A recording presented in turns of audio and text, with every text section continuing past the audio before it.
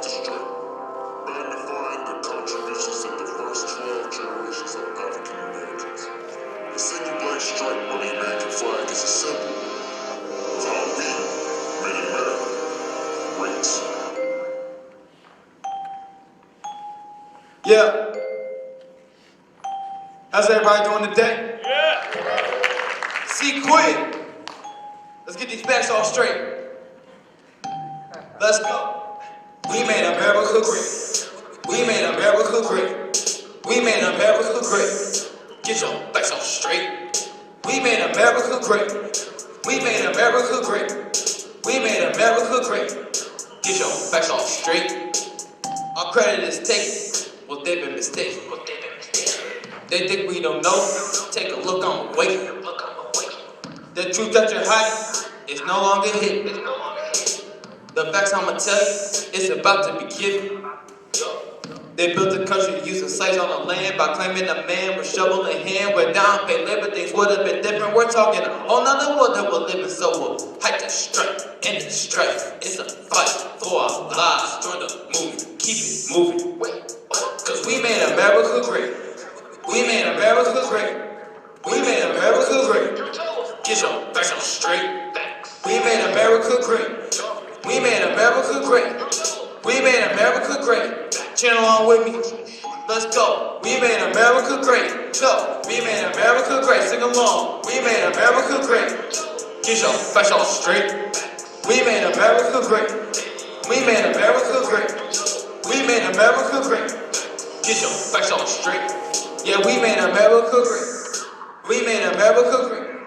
We the ones who put the weight of the world on our backs so that they can have food on the plate. We made America great. Why is this up for debate? We live in the world create. This can't be our fate. It's time to declare an emergency inside the state. Oh, it's too late. Just take a look all around us. We've been in since they found us. We're trying to build from the ground up. It's not enough. This is our country that we helped to make. This is our credit that they try to take. This is our time to make the earthquake. Cause if we're forgotten, it'd be a mistake. Cause we made America great. We made America great. We made America great. Get your facts on straight. We made America great. We made America great. We made America great. Get your facts on straight. Hey, we made America great. We made America great. We made America great. Get your facts on straight. We made America great. We made America great. We made America great. Get your facts on straight. Quick!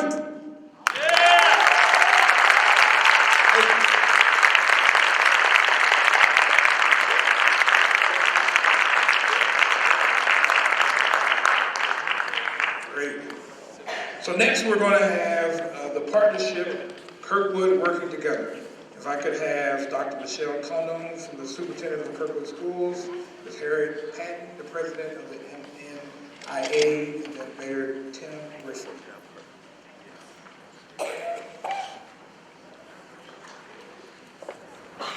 Hello, everybody. We're so pleased that you chose to come out in the cold weather and join us on Dr. Martin Luther King's Day. As a partnership, we want to share with you. We have been partners for quite a long time, and what we have concluded is this. Come together, work together, and stay together. And you make that connect, and that's a triangle. And the triangle is here today, and at this time I'll let you hear from the triangle that is connected. First of all, I am the president of Meacham Park Neighborhood Improvement Association. I'm very proud to see you here. I'm very pleased to know that Dr. Martin Luther King said nonviolence is the way. I'm very proud to say that I'm part of the solution, not part of the problem. I'm very proud to say my husband is here, my grandson is here, all my friends is here, and not only that, I love you and I know you love me because you came out in this cold weather and sit with us and spend the day. Thank you very much.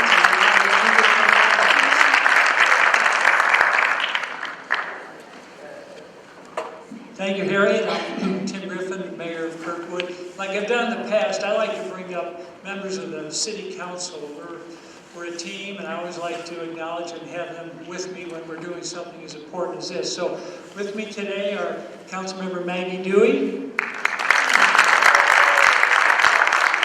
Councilmember Ellen Edmond.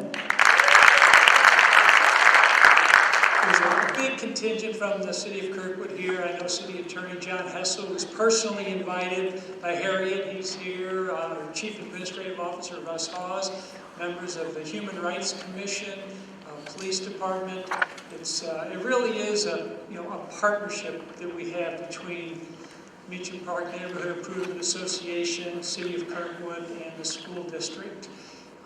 This is just one event that is put on throughout the year, and I wish every neighborhood in Kirkwood had leaders such as Harriet Patton and Jeffrey Blair and others who put in the time and the energy to work within their own neighborhood and without to bring about change and positive things. And I think we're very, very fortunate to have Harriet and Jeffrey around. And just thank you for all you do.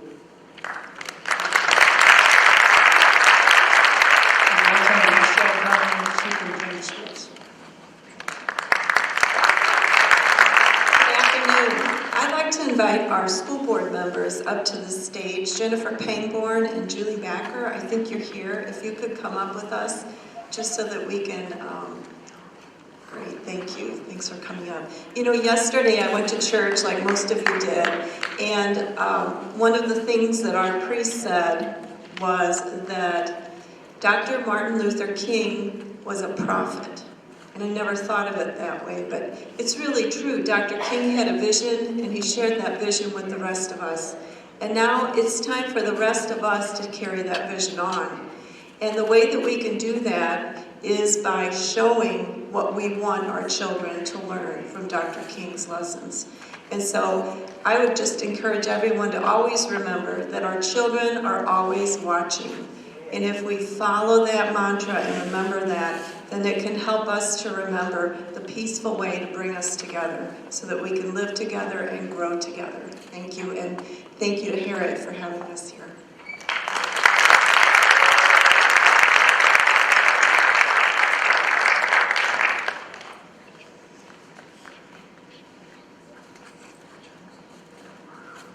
We would like for everyone to stand to their feet, and if there's someone to your left or someone to your right, I'd like you to join hands with them. We're going to join hands, hand in hand. That's what partners do. We must come together. We must come together. We must work together. But we must stay together. That's our pledge.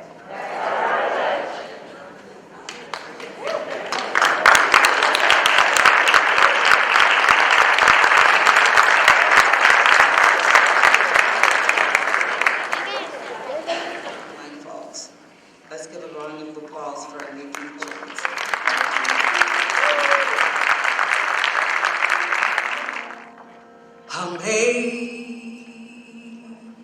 Amazing grace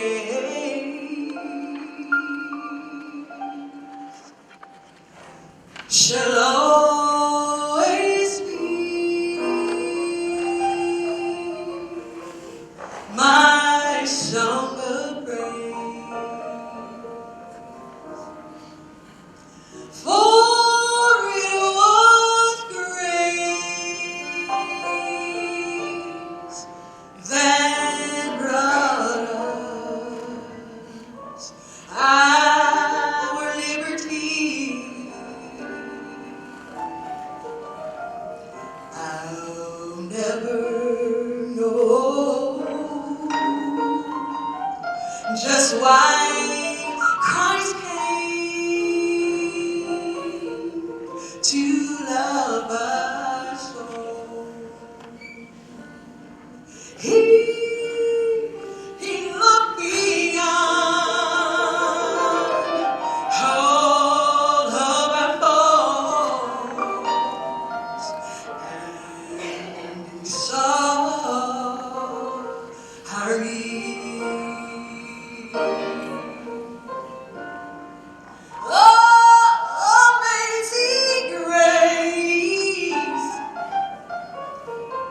shall always be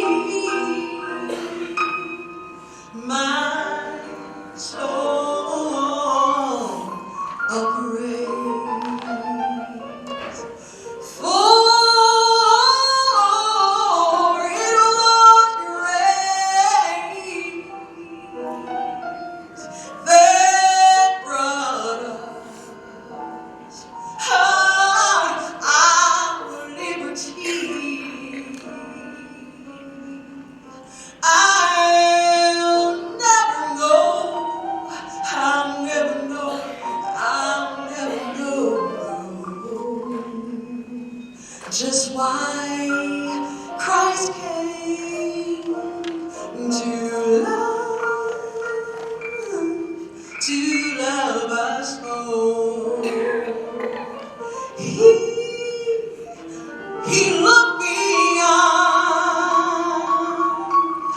all of our faults, and he saw our need. And I shall forever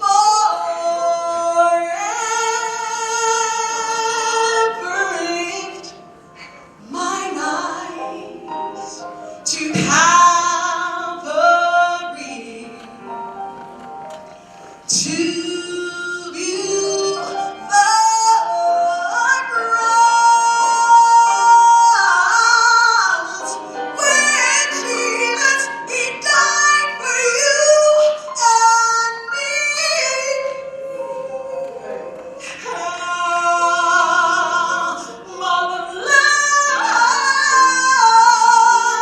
The grace that calmed my falling soul.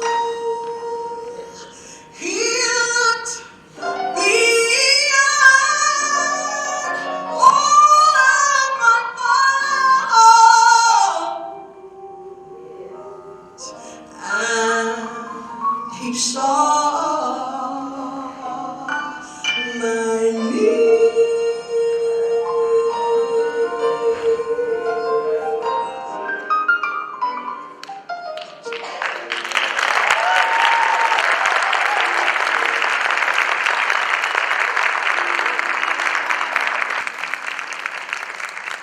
Next, we have the presentation of the 6th annual MINIA scholarships and marital certificates. It is time, once again, 6 years, wow.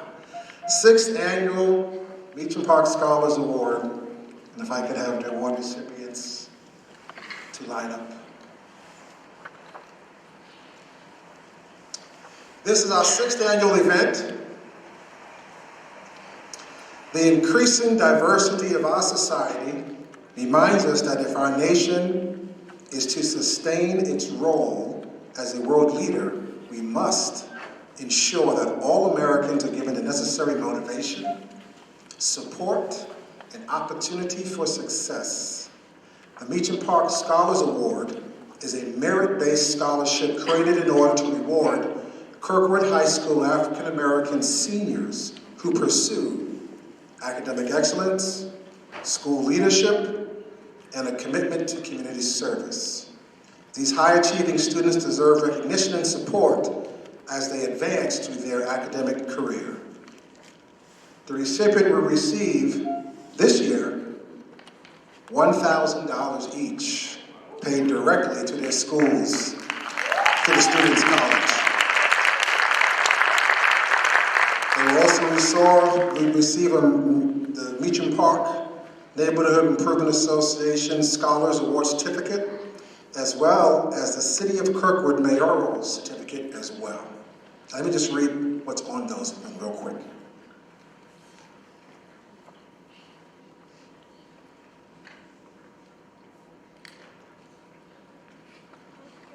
So on each certificate will read, the Meacham Park Neighborhood Improvement Association Meacham Park Scholarship Award, hereby granted to the awardee for excellent academic achievement, demonstrated community leadership, worthy of recognition as a Meacham Park Scholar, presented this day, January 20th, 2020.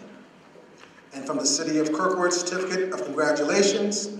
May it be known that this certificate has been presented to the awardee by the Kirkwood City Council in recognition of the Meacham Park Neighborhood Improvement Association 2020 Meacham Park Scholarship Award. And each one will receive one of these.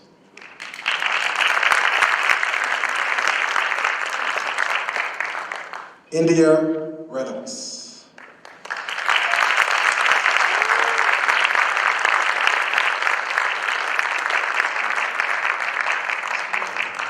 Her first 2 years at Kirkwood High School, she was a cheerleader.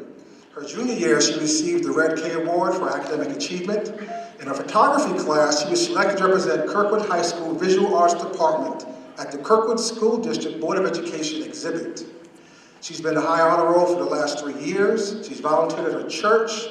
She has a goal of becoming first successfully completing college with a degree in accounting, and in order to realize Martin Luther King's dream today, to also give back to her community and bring everyone together. A part of the application process is that they would also get recommendations from either a counselor or a teacher, and here's a little blurb from a recommendation. India has demonstrated tenacity in her studies, a relaxed demeanor, sensitivity, compassion, a great sense of humor, and she will serve as a fine student in college. She strikes me as a model student and would be a tremendous asset to any post-secondary program that she pursues. Put your hand together for India Reynolds.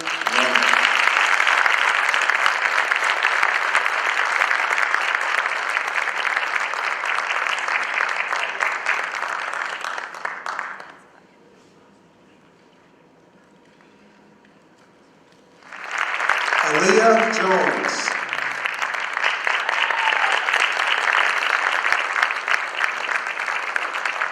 She's 18 years old, the youngest of 4. She has a brother and 2 sisters who all went to Kirkwood as well.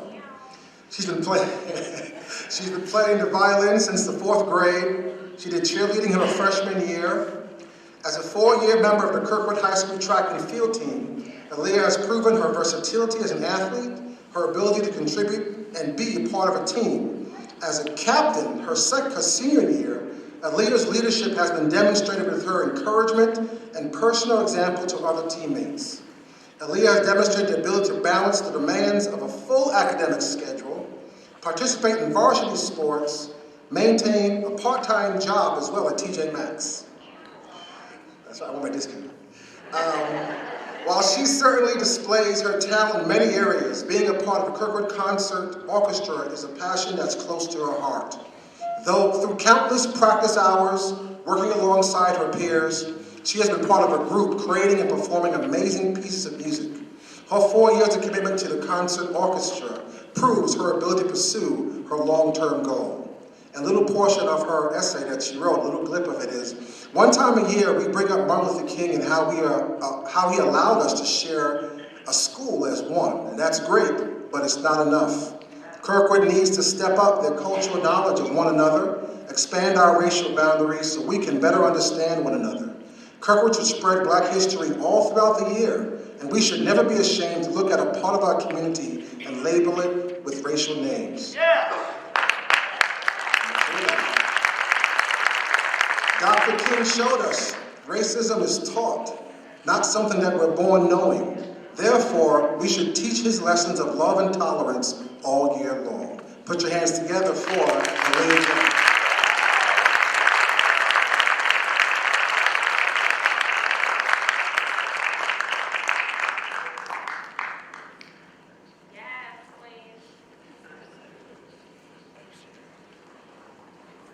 Destiny Woods.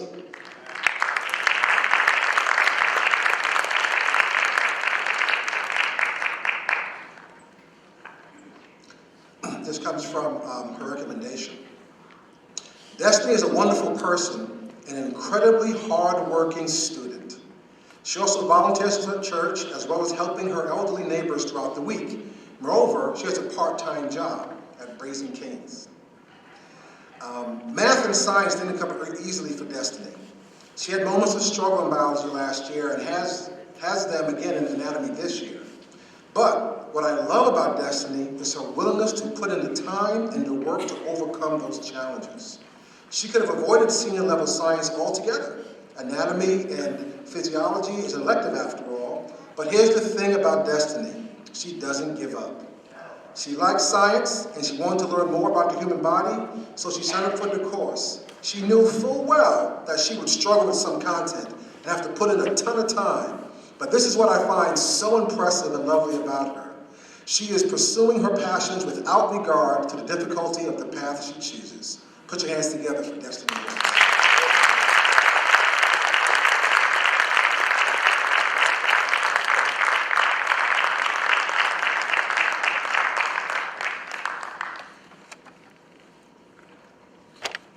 Keaton Eloise Smith.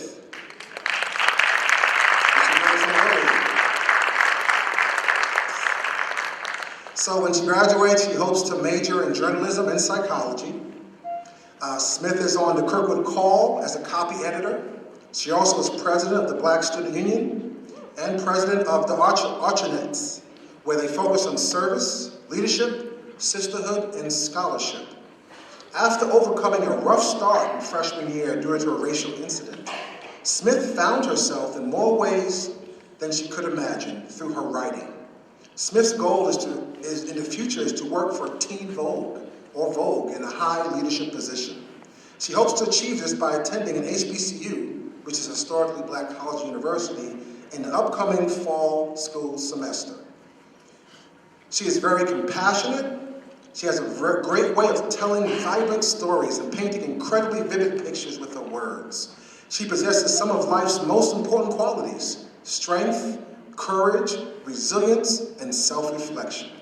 Keaton is a leader in every sense of the word and is not afraid to both lead by example and by sacrifice. Keaton is an exceptional writer. Her voice, her passion, her purpose are clear when she writes. She will thrive in any academic setting that gives her the space to find her voice within an emerging generation of young adults that grapple with issues that many in the past generations are still ill-equipped to discuss. Ladies and gentlemen, Keaton Eloise.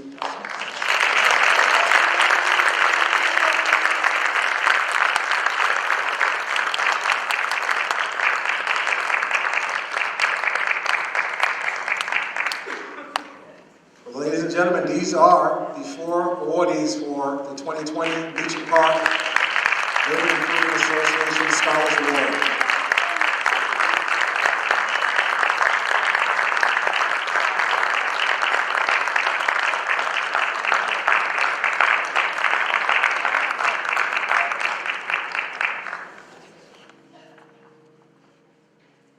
I was born by the river in a little tent. You know, like the river I've been running ever since. It's been a long time coming. I know change gon' come. Oh, yes it will. It's been too hard living, but I'm afraid to die. I don't know what's up there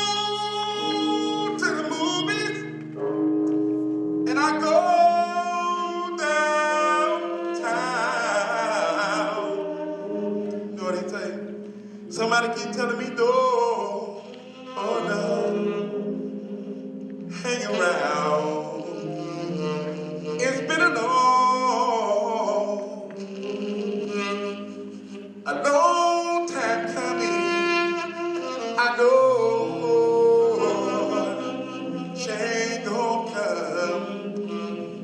Oh, yes it will.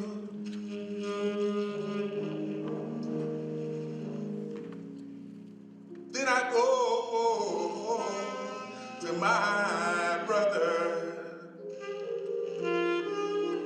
Oh yes. And I say, hey brother, help me please. Yeah. All right. But he always knocking me back down on my bended knee. Yeah. You know what? He just keep on knocking me on my bended knees. Well, every time when I thought I can let alone, now I think I'm able to carry on. It's been a long time coming. I know change gon' come. Ladies and gentlemen, Mr. Earn on saxophone.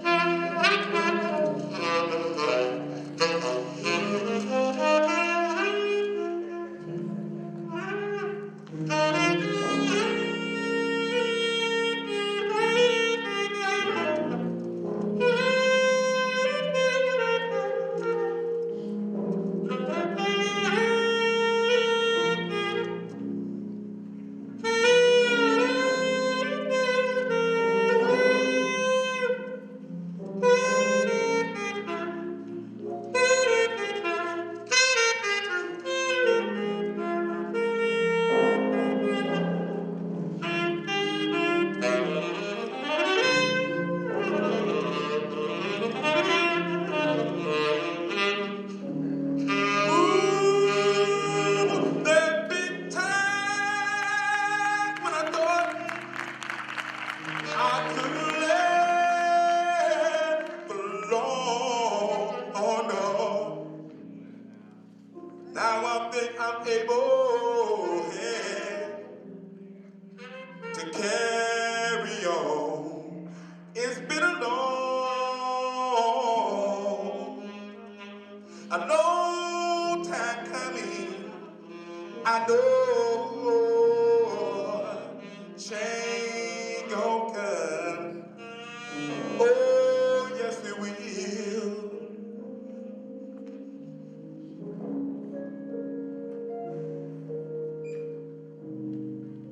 Thank you. You know, during the time of Martin Luther King, he would walk with a crowd. And when he walked with the crowd, he had a song in mind to sing. And it's like, we shall overcome. Sing with me. We shall overcome. We shall overcome someday. Deep in my heart, I do believe we shall overcome someday. Can I get a hand clap, everybody? You don't mind clapping with me? Come on, sing this too. I said now we shall sing with me, people. We shall come on and sing with me, people. We shall overcome.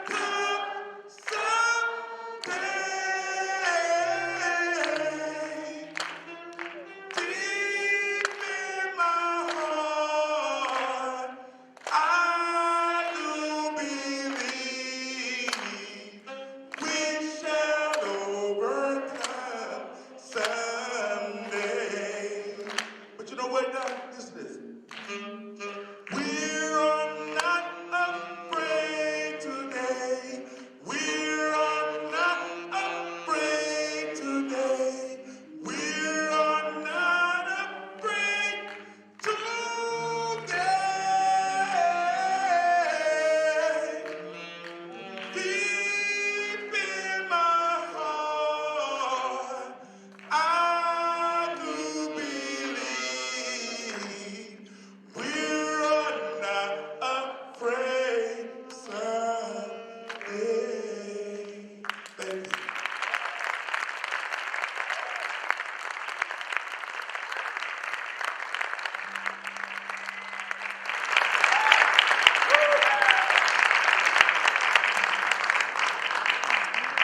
Good afternoon.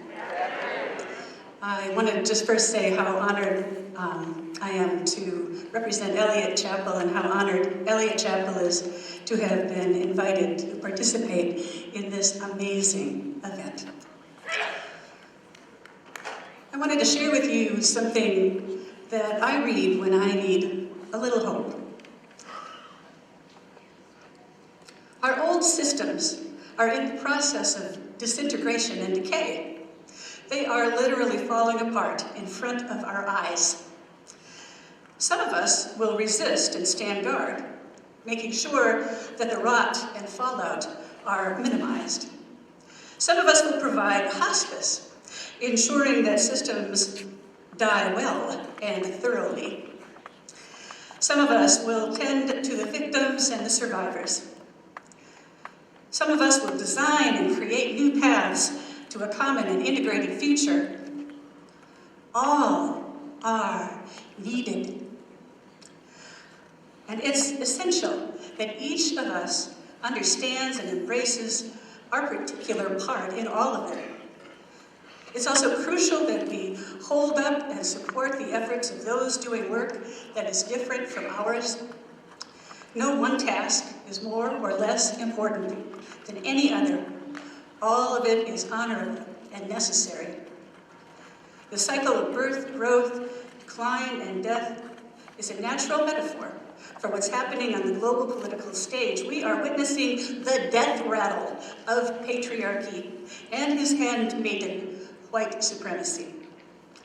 I suggest that rather than poke around in the gore and continually make ourselves sick from toxic exposure, we attend to our collective well-being, remembering to care for each other and the earth, and to make art and love as we resist, mourn, heal, and build. We need every single one of us. We need every single one of us, those who revolt, those who restore, and those who dream and create the futures that we are committed to. Let's refuse to be bamboozled or fascinated by the ongoing and seemingly relentless ugliness of oppression. Let's insist on remembering that we are all kin, and that repairing the world is both our birthright and our responsibility. We can and will do this. I know, for I have seen the future, and it includes all of us. Thank you.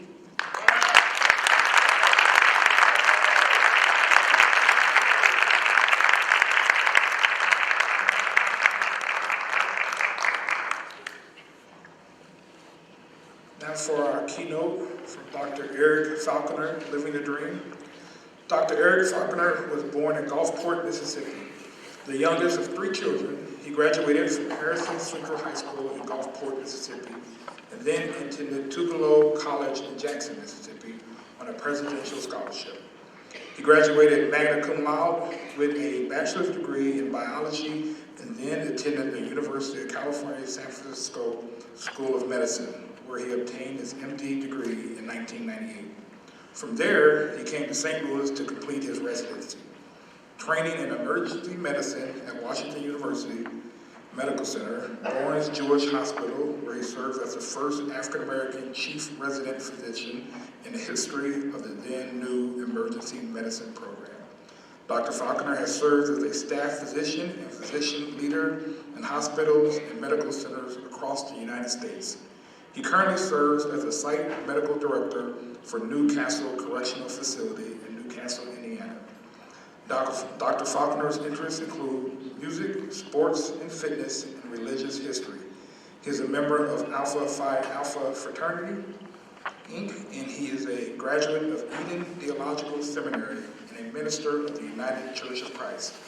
He is a member of the First Congregational Church of Webster Groves, where he serves as an assistant director of music and coordinator of youth ministries.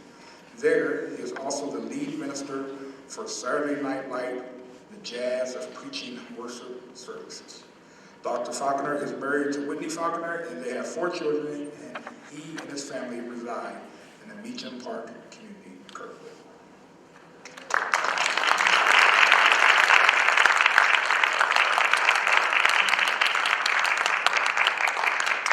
Good afternoon.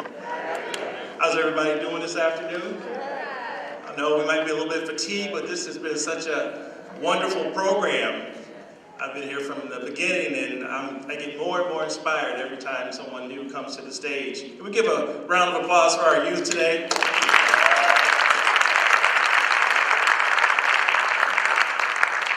I'd also like to congratulate Ms. Patton. She and her husband, they have been such an inspiration to me. They welcome me into their family and the community. And my wife, they treat me like I'm the brother from another mother, and they treat my wife like she's a sister from another mister. And I just can't say enough good things about them. She approached me and she said, "Hey, Eric, do you believe in free speech?" I said, "Oh, absolutely. I believe in free speech."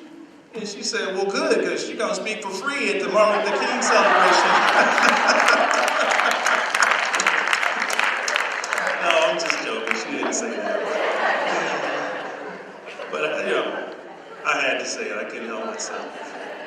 But when I was approached, she said, "Well, she really likes, Ms. Patton really likes the I Have a Dream speech." And she said, "Well, can you do that?" I said, "Well, I can, but I prefer not to, just because it's a bit overdone." It's recited almost every year at some program or another. I said, let me come up with something original, something that I think speaks to our current situation. Not that I Have a Dream speech is not timely, because it was a very prophetic speech at the time in 1963, and it still is prophetic today in 2020.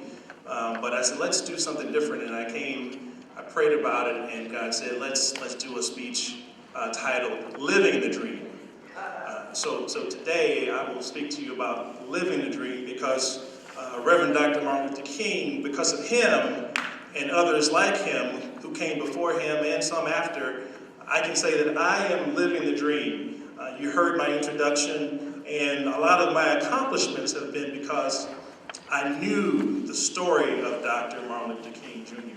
Someone took the time to share the story.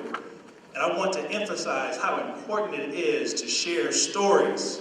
Stories are critical. Stories are so important, because if we do not share the stories, they die. And when the stories die, we forget who we are, and we forget why we are here. So today we remember the life and the legacy of Reverend Dr. Martin Luther King, so that his story never dies. And we never forget who we are and why we are here. So, living the dream.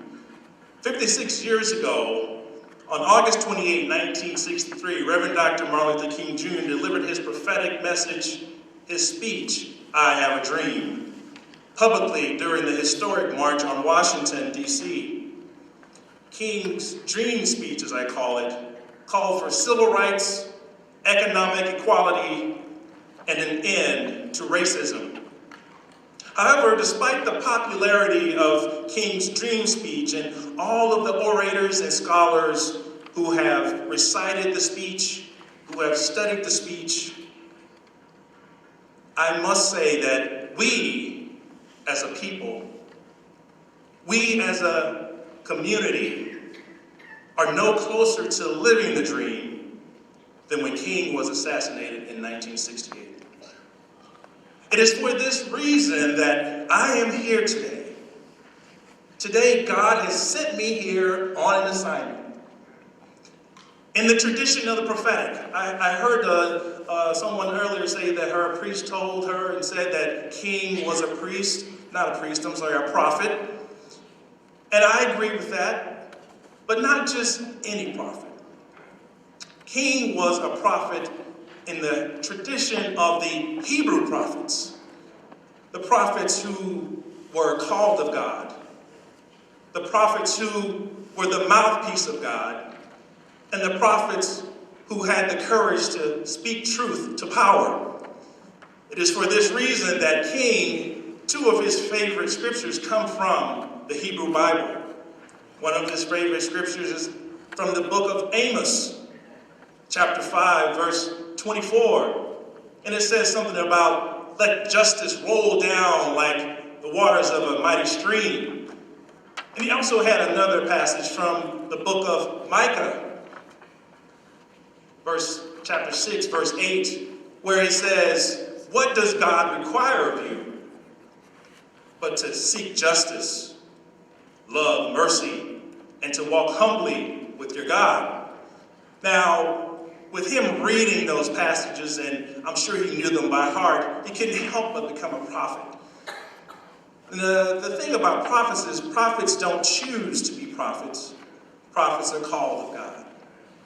I have no doubt in my mind that King was called of God, and that the words that flowed out of his mouth came directly from God. And today, God is telling me to tell you, it's time. It's time to transition from having a dream to living a dream. If we, Meacham Park, as a community of people, are going to transition from having a dream to living a dream, then we have to wake up. We have to wake up and wipe the coal from our eyes and open our eyes wide and look around. Look around and observe what is going on and judge what you see. Judge them by your own set of morals and standards and determine for yourself what is fair, honest, and true. Don't let anyone tell you that there is no truth, for truth does exist. And those who seek the truth will always find it. The entertainment mogul, Byron Allen, he shared in a recorded interview in October of 2019. He shared during this interview on The Breakfast Club, The Breakfast Crew, that he sat down with Coretta Scott King, the late wife of Reverend Dr. Martin Luther King Jr., and she shared some important truths with him. She said that Martin knew that blacks in America must achieve three things if they were to live the dream. The first thing was to abolish slavery, and that was accomplished. The second thing, or the second movement, I should say, was achieving civil rights, and that was accomplished. But the third movement is where she began to weep.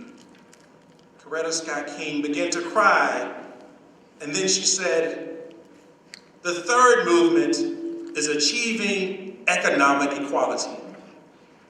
And it is because of the pursuit of this third movement that she said, they killed my Martin. Economic equality is what made them assassinate my Martin. Economic equality is the final movement. Economic equality is what we should focus our attention on today. For without economic equality, it is impossible to live the dream. It doesn't matter if you're free from slavery and have the right to vote, if you cannot afford to take off from work and pay your ride to get to the polling booth and vote. It doesn't matter if you're free to attend school, college, or university of your choice, if you cannot afford the cost of tuition, books, room, and board. So I commend the Meacham Park Neighborhood Improvement Association for giving scholarships.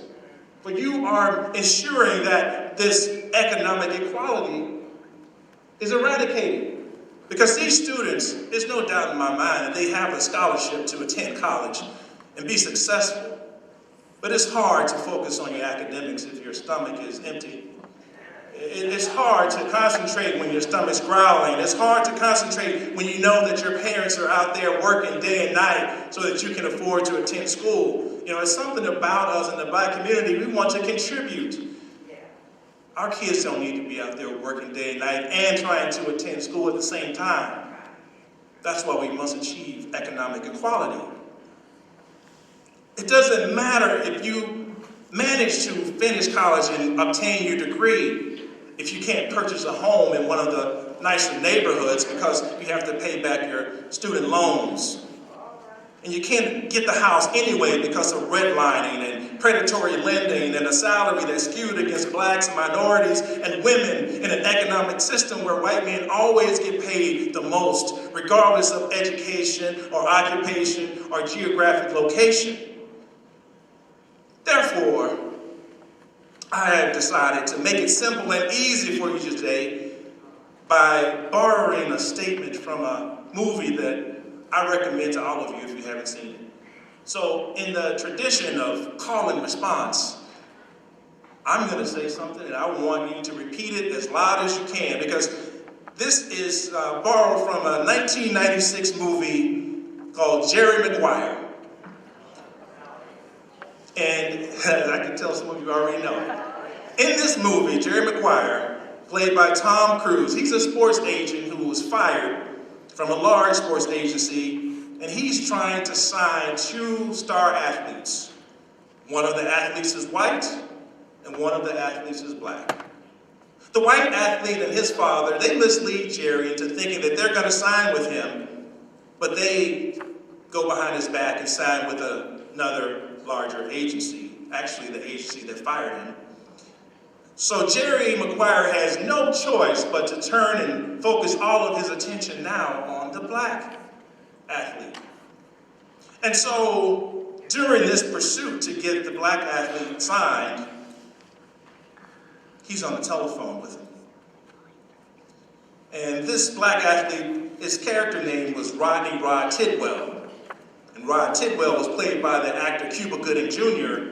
He would later go on to win an Academy Award for this I think is a phenomenal acting job. But in this role, he has Jerry Maguire on the phone, and Jerry's begging, please, sign with me. I'll give you everything you need. Just sign with me. And so I said, okay, all right. Tidwell's there as we do in the black community. It's not just Tidwell, but he has his entire family. They're in the house, they're in the kitchen. We like to congregate in the kitchen. And he's dancing and he's moving. He's like, okay, Jerry. All right, Jerry, you want me to sign for you? Okay, I'll sign, but I'll tell you what you got to do for me. You got to say a couple of things for me so you can become part of my community and part of my family, Jerry. This is what I want you to say. Show me the money. Now, I want you to repeat that after me. Show me the money. I want you to say it like you feel it. Show me the money. Now, see, that was the easy part. That was the easy part. Now, the second part, before he agreed to sign with Jerry's, is he had to say another statement. 4 words, just like show me the money is 4 words. Another 4 words he had to say was, I love black people. Now, say that after me. I love black people. Say it again like you mean it. I love black people. All right, you're ready to live the dream. Now, to have the dream speech, I concede a lot of people miss some of the finer points of it, some of the critical points of it. It wasn't just about little black boys and little black girls holding hands with little white boys and little white girls. That was important, and that was part of what he was trying to achieve. But don't discount the economics that was contained in the I Have a Dream speech. And I'm going to give you an example by taking an excerpt from King's I Have a Dream speech when he said, in a sense, we've come to our nation's capital to cash a check. When the architects of our republic wrote the magnificent words of the Constitution and the Declaration of Independence, they were signing a promissory note to which every American was to fall heir. This note was a promise that all men, yes, black men as well as white men, would be guaranteed the unalienable rights of life, liberty, and the pursuit of happiness. Now, today, we can improve upon these words even further by making them gender inclusive and saying all people, not just men, but all people, yes, black people as well as white people, are guaranteed the unalienable rights of life, liberty, and the pursuit of happiness. And then Martin goes on to remind us of the urgency of the situation. The time is now. We cannot wait any longer. We cannot wait any longer. We can no longer be satisfied with the crumbs from the ruling class plate. In order to live the dream, we must wake up and say without fear, enough is enough. I'm living the dream. I'm a lender and not a borrower. You see, I'm an owner and not a renter. I'm an employer and not an employee. I'm a boss and not a servant. I'm living the dream. I have something that my community and my country needs. The freedom and economic viability of this nation is inextricably linked to the success of the black community. I'm living the dream. Live the dream. My brothers and sisters, I'm telling you today, my beloved, to live the dream and investigate your children's educational situation. Ensure that they are being challenged academically. It's not just enough for your child to get straight A's and bring them home to you if the school is placing them in the bottom tier, lower classes. Push to have them placed in the higher level academic courses, advanced placement courses, college preparatory courses, where they can earn college credits and save you some money. I'm living the dream. Live the dream and investigate and ensure that you are receiving a just salary. It's not acceptable to just have a nice job title, and only receive 30% less than your white male counterparts. We must demand equal pay for equal work. But it doesn't stop there. We must use our economic power wisely. Show love to those who show love to you. If a business doesn't treat our community fairly, don't show them the money. If it's clear that an establishment doesn't love black people, don't show them the money. This is the third movement, economic equality. Spend your money with love and justice, always in mind. God's justice, a justice where everyone gets what they need. This is God's justice. This is the justice that Martin Luther King was talking about. And when Martin Luther King was talking about peace, he wasn't talking about just the absence of war. He's talking about the type of peace that comes from the Hebrew word of shalom. We're talking about a situation where everyone has what they need. Not only that, but it's a comprehensive well-being, a lack of war, a roof over your head, food on the table, money in your pocket, enough to do what you need to do in life. That's shalom. That's peace. And we all know that there's no justice, there's no peace.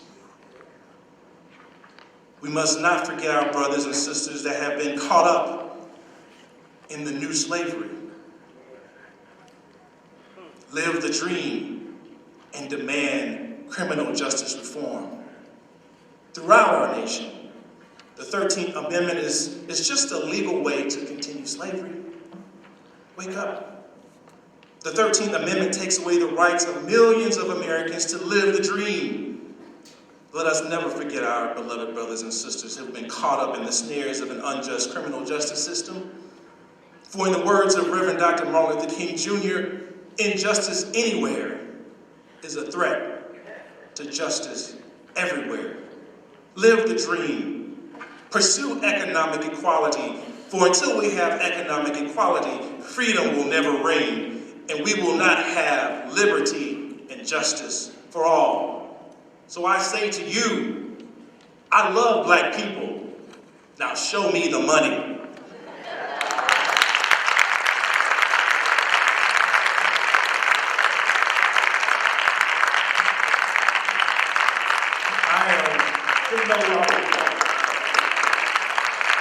Very good.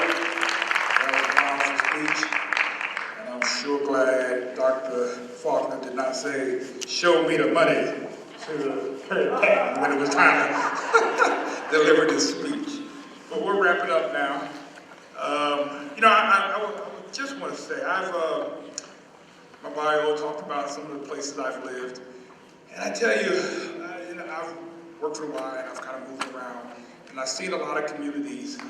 Very few that I've been at have had the partnership, this Meacham Park Neighborhood Improvement Association, with the leadership of Harriet, Jeffrey, the way that she can get the city, Mayor Griffin, the school district, the police department, the way that she can bring everyone together to better the community is fantastic. Right. It's just great.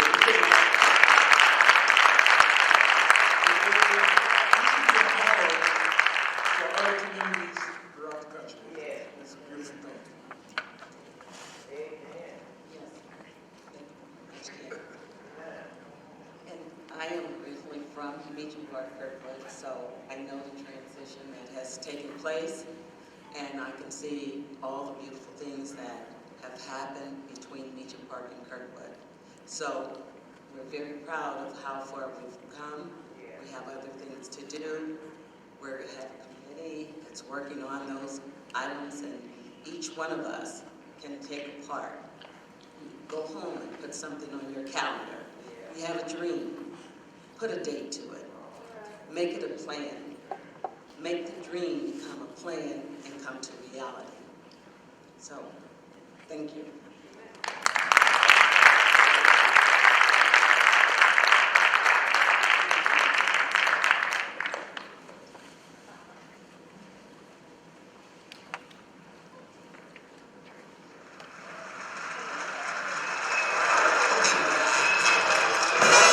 Okay, everybody, we're getting ready to go out. Okay? Here we go. Put your hands together.